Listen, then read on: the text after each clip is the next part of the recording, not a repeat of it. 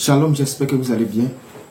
Ce monsieur que vous voyez demande à sa femme de faire un avortement parce que sa femme est enceinte de lui. Certainement face au problème que rencontre leur couple, il demande à sa femme de faire un avortement. Que pensez-vous de cet acte? Alors je vous laisse regarder et après nous allons en discuter.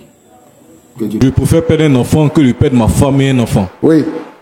La limite dont vous parlez là, le médecin nous a déjà donné des limites. Ouais. Après la première grossesse, on nous a donné des limites. Après la deuxième grossesse, on a donné des limites. Après la troisième grossesse encore, moi je ne peux plus. Si tu gardes cet enfant, tu ne peux plus.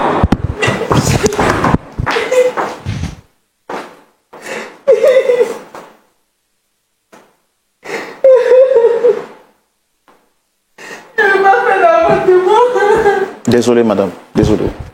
Désolé. Je suis vraiment désolé.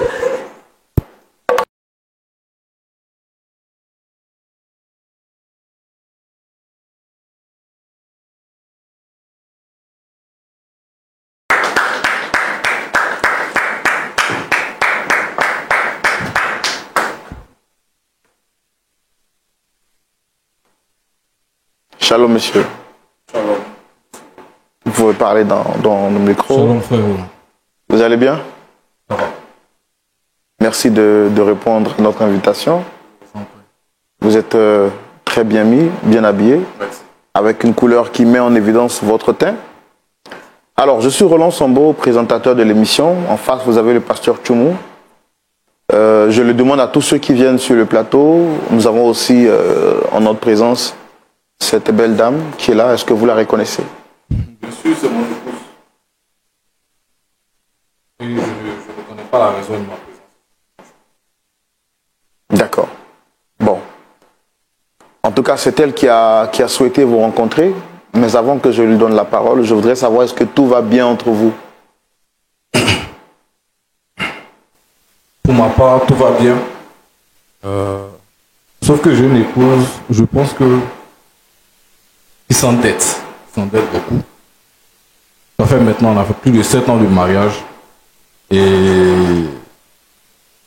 je suis une personne, dis-moi, j'étais une personne qui n'était pas vraiment casée.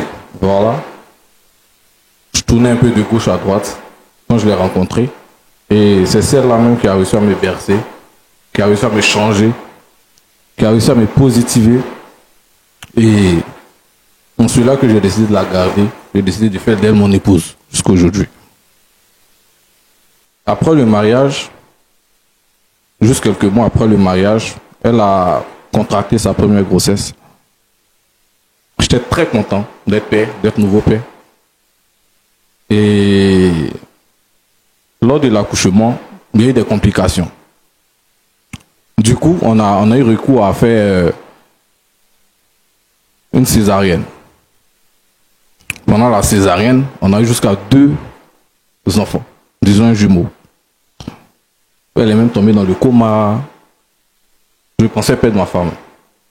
Mais par la grâce de Dieu, tout est rentré en ordre. Elle se porte bien aujourd'hui et les enfants vont bien. 2 ans après, les jumeaux, disons que quel que soit dans la maison, elle me parlait de temps en temps qu'elle voulait une fille, tout et tout.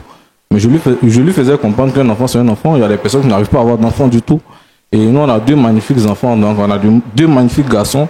Et je pense qu'on doit bénir le nom de Dieu pour ça. Mais il continue à me parler de ses idées d'avoir une petite fille, tout et tout. Et 2 ans après, les jumeaux, elle a contracté une autre grossesse. Or, après son premier accouchement, le médecin nous a bien conseillé, vu que c'était une césarienne, il y a 2 enfants qui sont sortis, elle est tombée dans le coma. C'était difficile. Donc il nous a conseillé de ne pas faire d'enfants jusqu'à 5 ans. Il nous a donné des pilules, je veillais à ce qu'elle les prenne tout et tout. Mais elle est tombée enceinte. C'est vrai qu'il y avait un petit pincement. Mais je me dis, c'est un enfant après tout, c'est mon enfant. Qui sait, peut-être c'est la fille dont elle rêvait là. Donc, je me suis mis, je l'ai suivi, je l'ai soutenu. Et on a encore fait un garçon.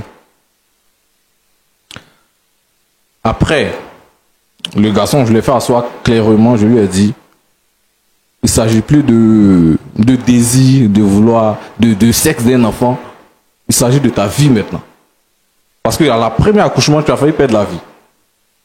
La deuxième encore, on n'a pas l'affaire de Dieu, Dieu merci, l'enfant est venu.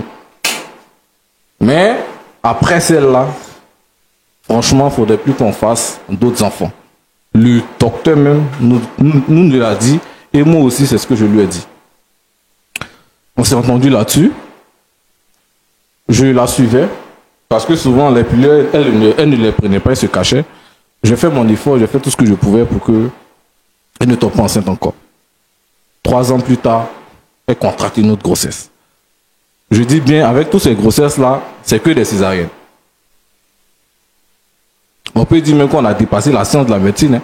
Si elle a survécu encore au 4e bébé, 3 grossesses, mais jumeaux, un et l'autre. Par césarienne. Peut-être même on va mettre son nom dans le livre de médecine parce que c'est rare que ça arrive. Après le 4e enfant,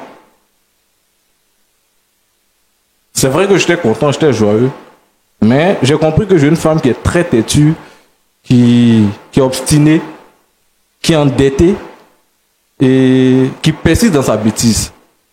On ne peut pas la raisonner. Donc j'ai pris des décisions fermes. Je lui ai dit plus d'enfants et plus d'enfants. Nous sommes très jeunes. Même en dehors du fait que ce soit sa santé, les enfants, on les nourrit. Les enfants, ils iront à l'école. Et si elle perd la vie, les enfants, ils auront quelle mère? On connaît tous les jeunes filles d'aujourd'hui. Tu vas aller prendre une autre fille pour s'occuper des 4 enfants. Je lui ai dit, reste tranquille. Laisse tes histoires d'enfants-filles. On peut même adopter une fille plus tard. Mais prenons soin de nos enfants qui sont déjà là. Parce qu'un enfant, c'est pas un jour, c'est pas 2 jours, c'est pas un téléphone. Ils sont là toute notre vie. Voilà. Donc j'ai été très dur. Je lui ai fait comprendre ça. Mais encore, j'ai pris sur moi. Voilà, c'est la fille d'un pasteur. Son papa m'a appelé. Il m'a fait asseoir, il m'a parlé. Et j'ai pris note, j'ai compris. J'ai regardé Dieu aussi. Et j'ai accepté ce 4e enfant. J'ai accepté encore de la soutenir encore. Parce qu'après chaque accouchement, il vous assure que c'est un calvaire. C'est un calvaire, c'est un gros calvaire. C'est un gros calvaire. Pour que les cicatrices là, c'est un gros calvaire. Parce qu'à chaque fois, c'est dans la même plaie. Mais j'ai surmonté tout ça. Et je la surveillais rigoureusement. Parce qu'il ne faudrait plus qu'il y ait un 5e bébé. Et c'est dans ce moment-là, elle se cachait, elle annonçait des voyages. Je vais chez ma mère faire 2 mois. Je vais chez mon père. Mon entreprise m'envoie en mission, etc. Parce qu'elle sait que je la surveillais et j'exigeais à ce qu'elle prenne les médicaments. Je voulais même qu'on laissait une pilule, mais le médecin m'a conseillé je voulais qu'on laissait les implants, c'est ça? Voilà, les implants. Je voulais qu'on laissait les implants. Voilà, là c'est définitif. Il n'y a pas à faire de elle va se cacher ou pas, mais le médecin a conseillé les pilules. Donc il n'y avait pas que le choix de la surveiller. Donc c'est dans ces moments-là, un bon matin, elle m'annonce le matin au réveil que elle est enceinte. C'est à partir de cet instant, je lui ai dit, cet enfant, je ne sais pas comment tu feras, mais je ne veux pas voir de cet enfant. Je ne sais pas comment tu feras, si c'est de l'avortement, si ce n'est pas de l'avortement, mais si tu gardes cet enfant, moi tu me paies. Et dès lors, j'ai retiré ma bague. Parce que je ne sais plus où va se marier, je ne sais plus ce qu'elle veut. Une si jeune fille, avoir 5 enfants, tu vas où? Même si on ne parle pas de ta santé, tu vas où?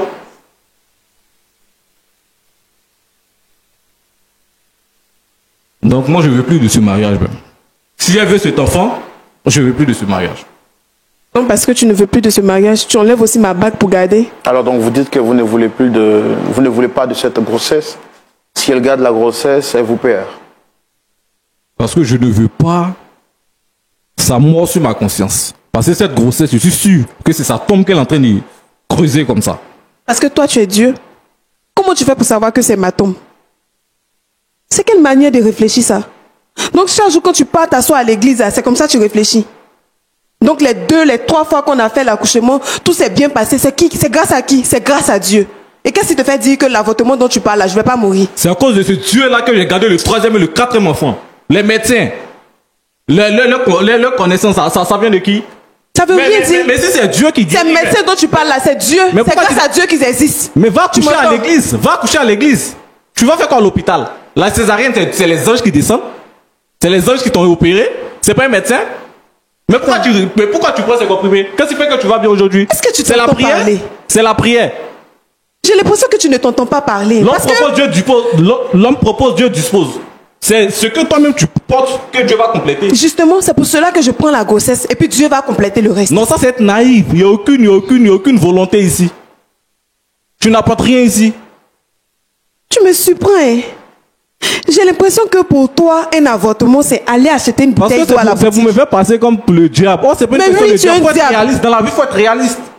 Tu appelles ça la On dit réalité. une femme ne doit pas faire plus de 2 césariennes. Toi, tu as fait 3 césariennes. Et alors qu'est-ce qu'on a tu vas parler d'une histoire de Dieu. On t'a dit les femmes qui meurent dans les hôpitaux. Dieu ne les connaît pas. Mais tu dis rien. Ça veut rien dire. Justement, elle meurt parce que c'est le moment pour elle de mourir. Tu racontes quoi? Mais tu vas pas mourir dans ma main. Tu vas pas mourir chez moi. Parce que tu penses que l'avortement ne va pas me tuer. Tu vas mourir chez ton père, pas chez moi. Moi, je vais prendre le risque de garder l'enfant. Et mais si pas je dois chez moi, mourir, c'est en faisant le fond d'accoucher l'enfant. Ça sera pas quelle manière de réfléchir ça? Tu me déçois. Je regarde pourquoi je t'ai épousé. Je vais te divorcer avant que tu meurs. D'accord, mais vous m'avez dit que vous étiez suivi par un médecin particulier. Oui. Est-ce que vous avez soumis le problème à votre médecin qui vous suit ou bien qui suit votre épouse? Qu'est-ce qu'il a dit? Exactement, comme j'ai dit, après le premier accouchement, après la première césarienne, on a eu des jumeaux. Il nous a conseillé d'attendre 5 ans avant de faire un autre enfant. On a fait 2 ans, elle est tombée enceinte parce qu'elle ne respectait pas les heures, les dates. C'est pas parce que je ne respectais pas, c'est parce que je voulais avoir une fille. Quoi, tu me laisses parler. Après quoi, elle a contracté une autre grossesse, une 3e grossesse. Là, il nous a catégoriquement interdit de nous amuser encore à ce qu'elle tombe enceinte parce que là, les risques et puis les chances pour qu'elle survive ou même pour que l'enfant survive sont néants. Voilà. Donc je l'ai fait asseoir, je l'ai bien parlé, je lui ai dit si tu tombes enceinte, tu fais exprès. Parce que je te surveille, tu te caches, tu fais des voyages, je le sais. Et je suis pas un enfant. Mais si tu tombes enceinte, moi tu me perds, le mariage tu l'oublies. Tes enfants tu les oublies. Ta fille tu vas la chercher, tu vas la garder. C'est tout. Tu as un mari, tu as 4 enfants, c'est une fille qui t'intéresse, c'est une fille. Mais où est le problème? Où est le problème à avoir une autre fille? Hein? J'ai déjà des garçons, je veux avoir une fille, c'est mauvais. C'est mauvais. Madame, et tu me demandes de faire un avortement. Tu veux me tuer, c'est ça? Tu veux me tuer? Au contraire, tu ne penses pas à ma vie. Tu veux perdre ta vie pour une fille alors que tu as 4 autres enfants? Non, tu penses que l'avortement ne va pas me tuer? Si tu meurs, qu'est-ce qu'ils feront? Je vois que tu ne m'as jamais aimé. Parce que si tu m'aimais, tu n'allais pas me pousser à faire un avortement. Tu es méchant. Tu ne penses qu'à toi. Et tu me parles de principe. C'est quoi tu appelles principe? Je ne vais pas te suivre dans ta stupidité. C'est toi, tu es stupide. Oui, tu es mon mari, mais il faudrait que je te le dise. Parce que je ne peux pas comprendre comment un mari peut conseiller une femme de faire un avortement. C'est méchant de ta part. C'est méchant. Madame, est-ce que vous comprenez que votre vie est en danger selon que votre médecin vous l'a dit? Est-ce que ça, au moins, vous le comprenez? C'est pour votre santé qu'il se plaint. Il s'inquiète pour vous. Elle est très naïve, cette fille. Je comprends parfaitement. Mais nous avons fait une première grossesse. J'ai porté des jumeaux. Et les autres, on a surmonté ça sans problème grâce à Dieu. Et c'est aujourd'hui que Dieu va nous abandonner. Pourquoi? Monsieur, vous trouvez normal qu'on fasse un avortement? Moi, je ne peux pas faire d'avortement. Je ne peux jamais me donner à cette pratique. Mais vous étiez consciente qu'en prenant cette énième grossesse, vous mettiez en danger votre vie selon que la médecine vous l'avait dit. Mais ça, c'est pas ce que Dieu a dit. C'est la médecine. Je sais que Dieu va me soutenir. J'ai confiance en Dieu. Il ne va jamais m'abandonner. Il est avec moi. Il va m'aider à porter cette grossesse jusqu'à la fin et accoucher sans problème. C'est pour ça que tu accoucheras à l'église, tu iras chez ton père. Il est pasteur, tu vas rester là-bas. Et tu accoucheras, Dieu va te... Je vais accoucher chez toi. Voilà. Je vais accoucher chez toi. Parce que quand on s'est marié, on n'a pas défini le nombre d'enfants qu'on devait faire. On va accoucher, on va s'occuper de l'enfant ensemble. Oui, notre fille arrive. Et madame, aussi, vous comprenez que des grossesses, il y a des planifications. Vous m'avez dit que vous êtes marié, ça fait 7 ans, bientôt vous aurez un 5e enfant. Ça veut dire chaque année vous faites un enfant? Est-ce que vous avez une planification, vous avez un plan futur pour l'éducation de vos enfants? Ou pour vous, l'essentiel, c'est de faire que des enfants? Non, l'essentiel pour moi, c'est pas de faire que des Ou enfants. c'est l'obsession d'avoir une fille? Oui, Exactement. je vais avoir une fille. Et je sais que j'ai la force et la possibilité de m'occuper de ces enfants. Alors, Je peux le faire. vous êtes enceinte de combien de mois déjà? Je suis enceinte d'1 mois et demi, bientôt 2 mois. Alors, que ferez-vous si le 5e enfant vient un homme, vient comme un garçon? Quelle sera votre réaction? Vous en ferez un 6e? Je vous promets que cette fois-ci, là, je suis sûre que c'est une fille. Je n'ai même pas besoin de réfléchir en disant que la grossesse, c'est forcément un homme. C'est une fille. Je sens ça dans mon corps. Mais vous étiez convaincu à la 3e grossesse que c'était également une fille? Oui, mais c'est la volonté de Dieu. Et je pense que cette fois-ci, c'est une fille. D'accord. Monsieur Adia, est-ce que vous comprenez quand même aussi votre épouse de vouloir avoir une fille? C'est parce que je l'ai compris que j'ai toléré la 2e grossesse, que j'ai toléré la 3e grossesse. Il ne s'agit plus d'avoir une fille, il s'agit de sa vie. Il s'agit de la vie de ma femme. Il s'agit de la vie de la mère de mes enfants. Mais attends, on parle de la vie de qui? Il s'agit plus C'est d'avoir moi, une je fille. décide de prendre On peut l'enfant. adopter une fille. Mais je ne comprends plus Elle rien. peut accoucher un garçon encore. Et après quoi? Elle va faire quoi? Elle va prendre encore, et encore, et encore. D'accord, mais là, Elle a un peu de sagesse. Tu parles de Dieu. Dieu, là, il est sage. Un peu de sagesse. mais là, elle porte déjà la grossesse qui dure depuis 1 mois et demi. Et vous lui demandez de faire un avortement. Est-ce que la Bible est pour l'avortement? La Bible n'est pas pour l'avortement, mais c'est la Bible. C'est Dieu qui a donné la sagesse, l'intelligence aux médecins de créer la médecine. Même quand la médecine n'a pas été créée, la médecine moderne n'a pas été créée, nos parents, ils avaient des feuilles. Ils utilisaient ces feuilles, aujourd'hui, ils ont transformé en comprimés, etc.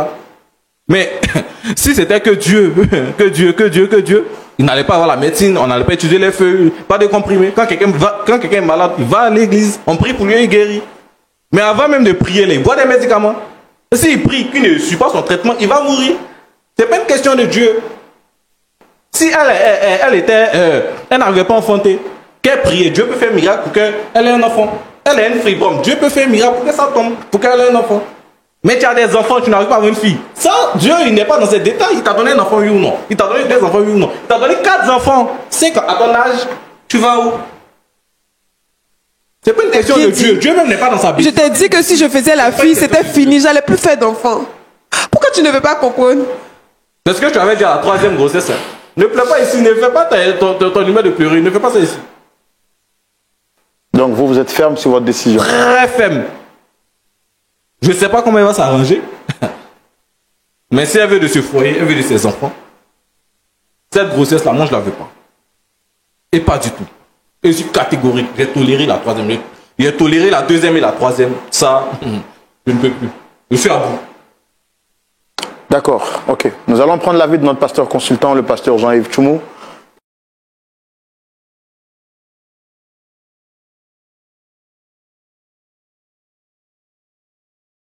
Ok, merci Roland. Merci, ma fille, comment tu vas?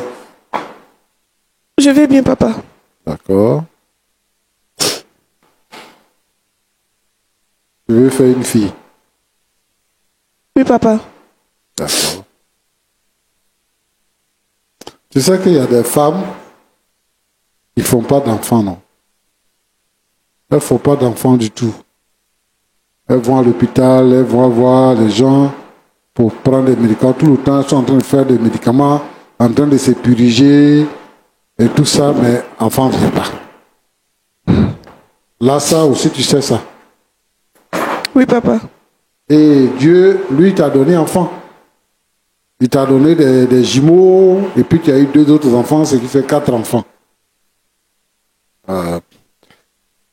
Tu penses pas que c'est un moyen pour pouvoir glorifier le Seigneur? Oui, Ton mari dit qu'il n'est pas contre le fait que tu fasses des enfants. Mais c'est que toi-même là, tu ne peux pas accoucher par la voie basse. Pour faire un enfant, il faut qu'on te fasse une césarienne. Ça fait déjà 3 fois que tu es passé par des césariennes. Il s'inquiète parce qu'il ne veut pas te perdre.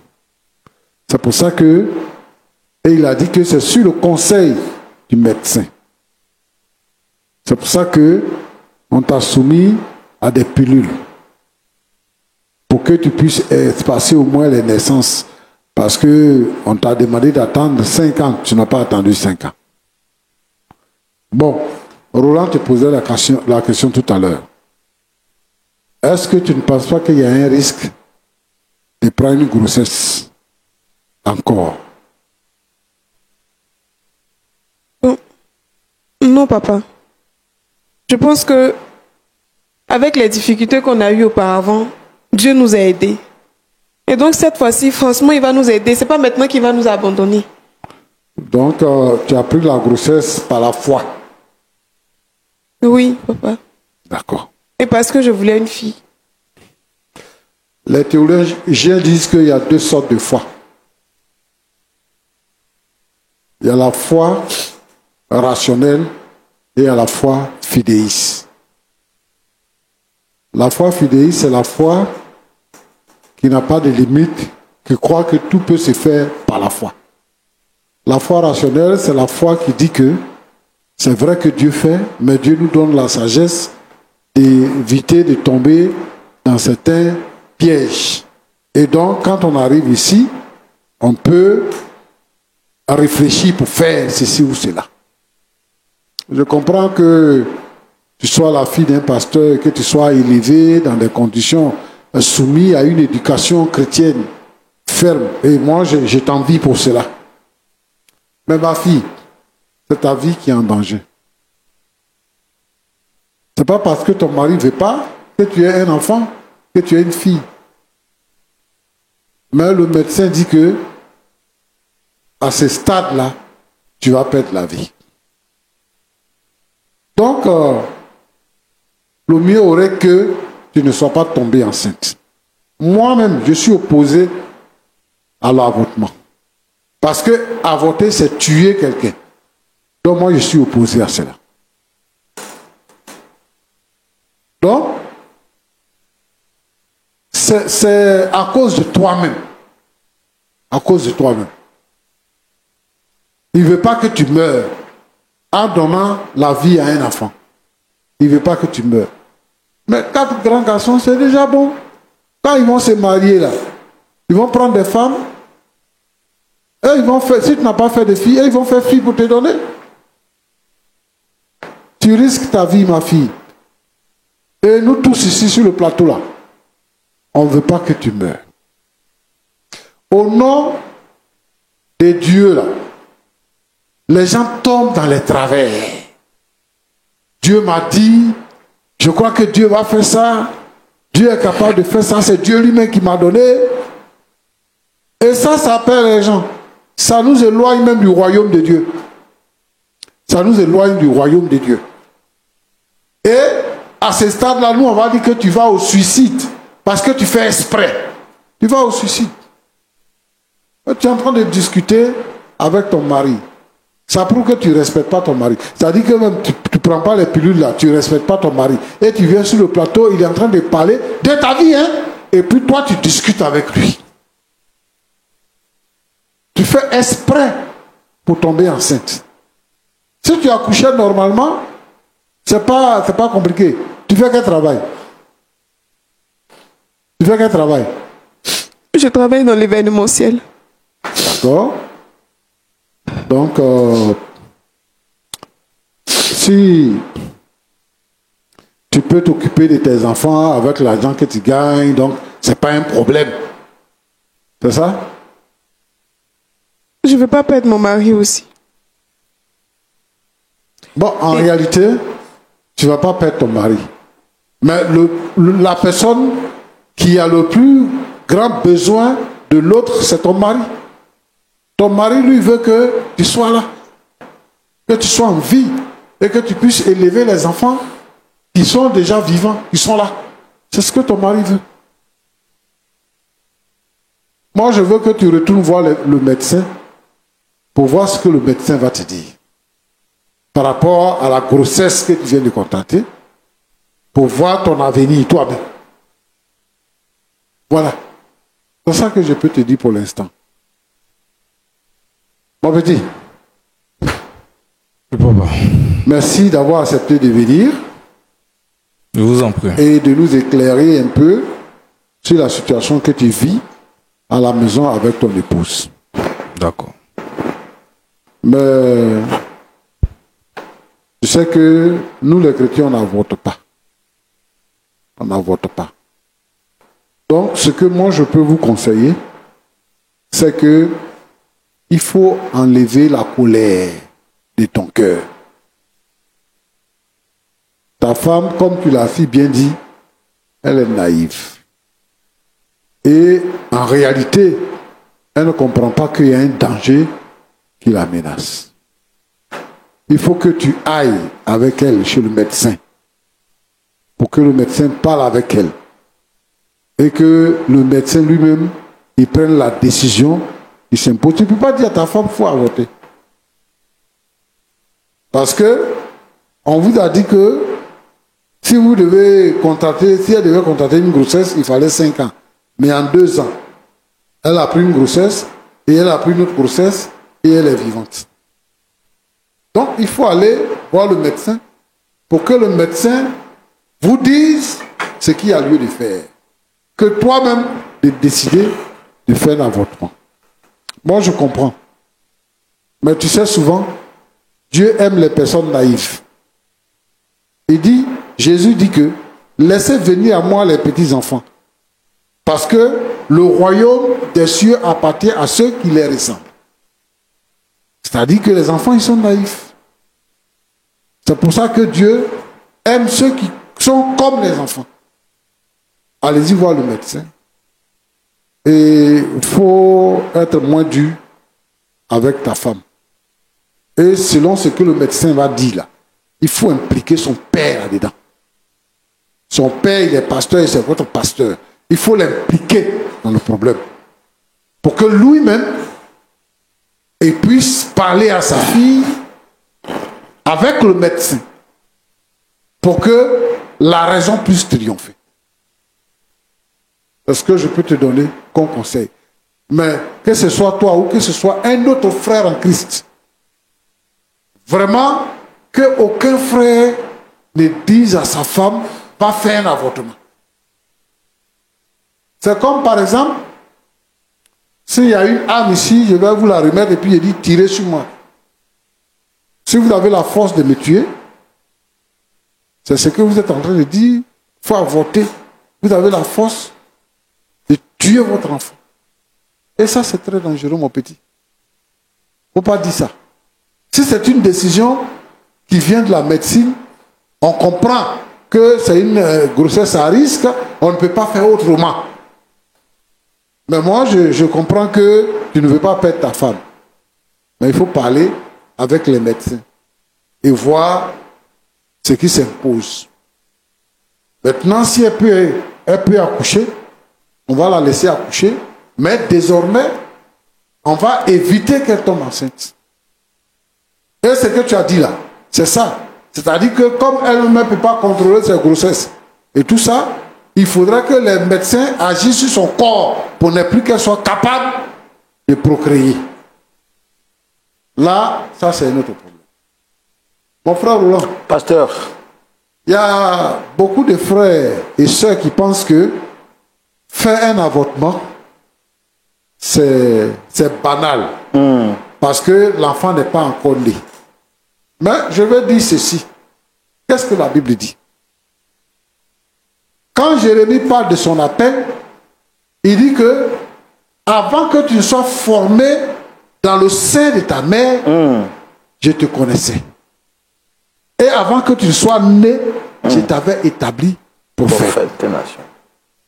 Donc, un embryon a la même valeur qu'un homme de 30 ans, un homme de 50 ans, un homme de 80 ans. C'est-à-dire qu'un embryon là, il a une âme. Et l'âme a la même valeur que ce soit un embryon, un enfant, un vieillard, devant Dieu. Et la Bible nous recommande fermement de ne pas être un assassin. Faire un avortement, c'est un assassinat. Et il faut que... C'est-à-dire que si on doit avorter, c'est que vraiment, on est à la limite.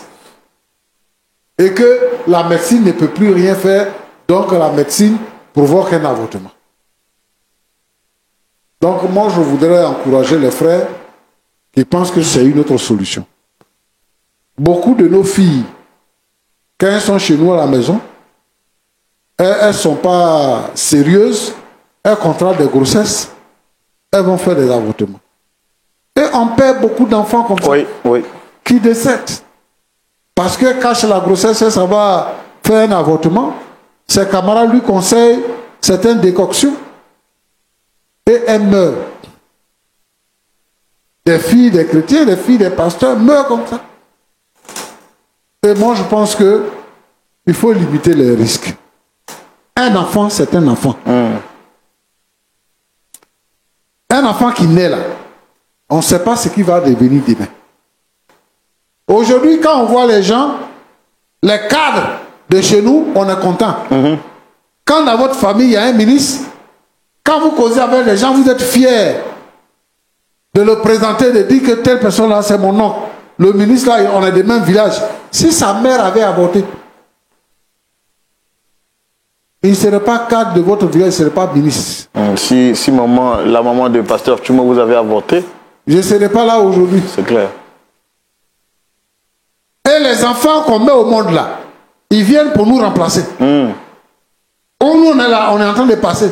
Les enfants qui naissent là, parce que nos parents ne sont plus là. Donc, c'est les enfants qui viennent pour nous remplacer. Si on commence à tuer les enfants, alors il n'y aura plus, on va exterminer la race humaine. Donc, moi, j'invite les frères et les sœurs à ne pas tomber dans le piège du diable. Un avortement, c'est un assassinat. Ce qu'il faut faire, c'est d'éviter le péché.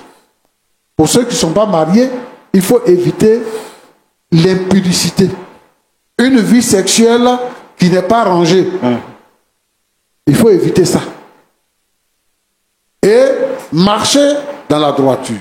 Quand tu as ta femme, si elle tombe enceinte, même si les grossesses ne sont pas espacées, tant que ce n'est pas une grossesse à risque et que les médecins ne recommandent pas ça, il ne faut pas faire. Sinon, tu es coupable devant le Seigneur. Moi, je souhaite que vous puissiez vous entendre. Comme j'ai dit là, il faut partir avec ta femme, allez-y chez le pasteur, son père, parler avec lui et aller voir le médecin pour voir la décision. Je ne veux pas vous manquer de respect, mais je préfère perdre un enfant que de perdre ma femme et un enfant. Oui. La limite dont vous parlez là, le médecin nous a déjà donné des limites. Après la première grossesse, on nous a donné des limites. Après la deuxième grossesse, on a donné les limites. Après la troisième grossesse encore, moi je ne peux plus. Si tu gardes cet enfant, tu ne peux plus.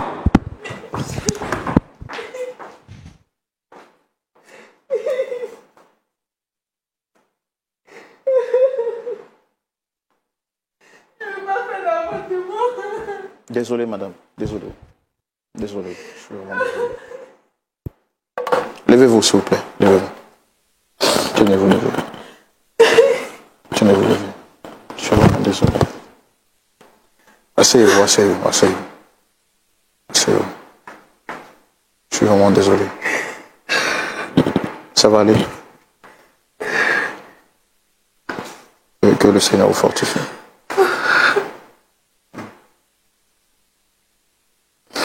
Wow.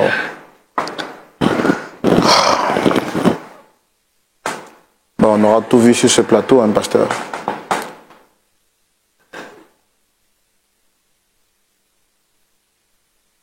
Pasteur, je pense que ce frère, il a besoin de Jésus. Oui. Il est vraiment touché. Est-ce que vous pensez que c'est un manque de foi? Non, c'est pas un manque de foi.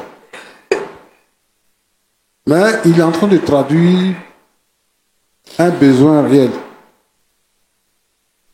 Moi, je pense que ce que je dois faire, c'est que j'aurai besoin du contact du pasteur, c'est-à-dire son père, pour parler avec lui. D'accord.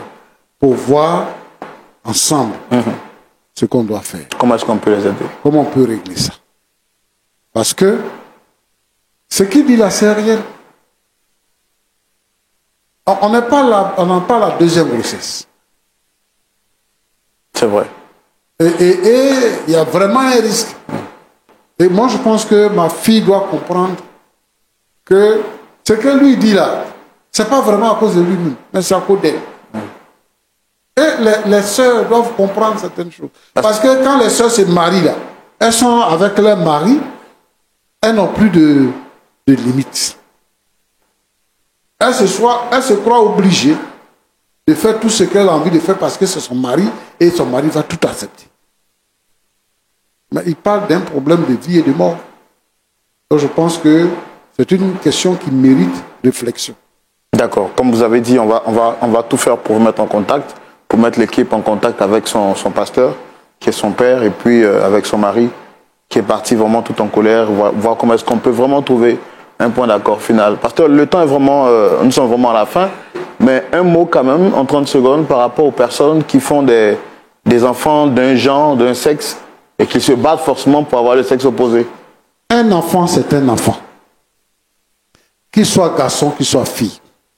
L'enfant, là, quand tu le mets au monde, c'est le temps qu'il passe chez toi à la maison. C'est ça.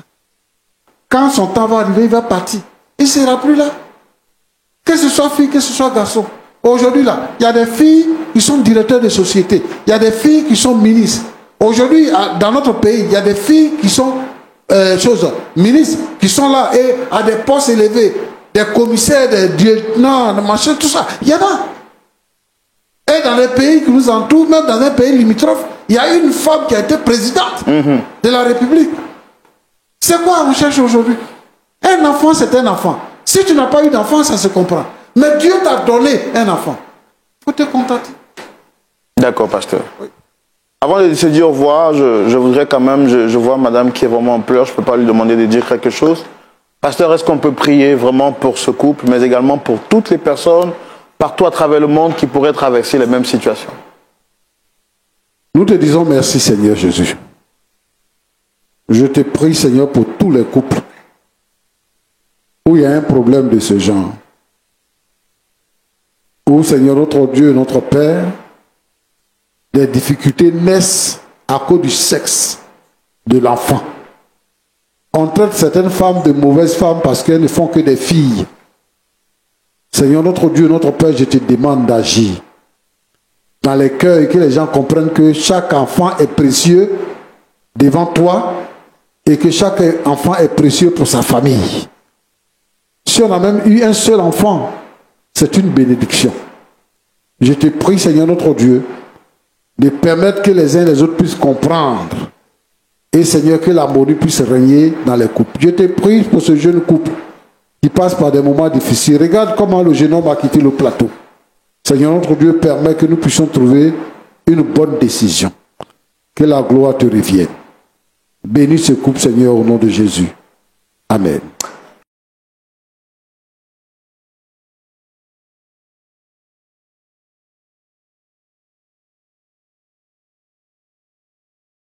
Comment un chrétien peut demander à sa femme de faire un avortement?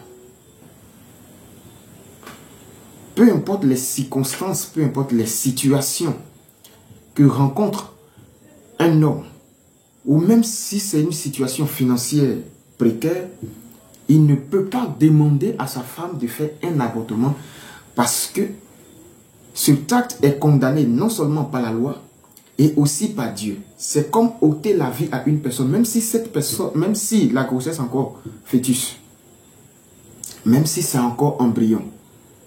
Tu ôtes la vie à une personne qui a une destinée bien remplie sur la terre des hommes et tu prétends être chrétien. Alors, je vous demande de mettre en commentaire vos différents conseils afin d'aider quelqu'un qui est peut-être dans cette situation chez lui à la maison et qui souhaiterait trouver une solution. Et selon lui, la solution trouvée, c'est de faire avorter sa femme. Ou faire avorter sa copine. Ou aussi sa concubine. Que Dieu nous bénisse. N'oubliez pas de liker, n'oubliez pas de partager. Et n'oubliez pas aussi de vous abonner. Restez scotchés pour une prochaine vidéo. Que Dieu nous bénisse. C'est bon.